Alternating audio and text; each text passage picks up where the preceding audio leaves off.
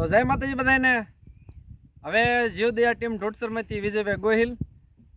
હવે આજે મને દિલથી આમ ઘણો આનંદ થયો, કેમ કે બગડાણાની બાજુમાં મોણપર ગામ, ત્યાંથી આપણે સંજયભાઈ અને મુકેશભાઈ એ આવ્યા છે આપણે, કેમ કે એને અત્યારે રજા હશે આ શુક્રવારના દિવસે, એટલે એને એમ થયું કે આપણે જીવદયા ટીમની મુલાકાતે જઈએ અને ત્યાં કંઈક સેવાનું કામ કરવી। તો એ અહીંયા આવ્યા અને એક પક્ષી માટે શણની બાસકી લાવ્યા અને આપણે જે વૃક્ષના ખામણા હતા એ ખામણા કરી અને મોટર ચાલુ કરીને પાણી પાયું અને ખૂબ સારી એવી સેવા પણ કરી એને।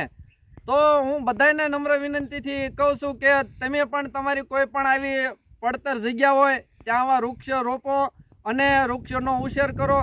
ખાલી સોંપી દેવું એ મહત્વ નથી, પણ સાથે સાથે તેની કાળજી લેવી, કેમ કે આપણે એને પાછું અને કંઈક એની ખામણા કરીને વ્યવસ્થિત રાખશું તો એ વૃક્ષ મોટું થશે અને મોટું થશે તો આપણે ઓક્સિજન રૂપે કામ આવશે અને આપણે તેના નીચે બેસવામાં કામ આવશે, સૈયા નીચે।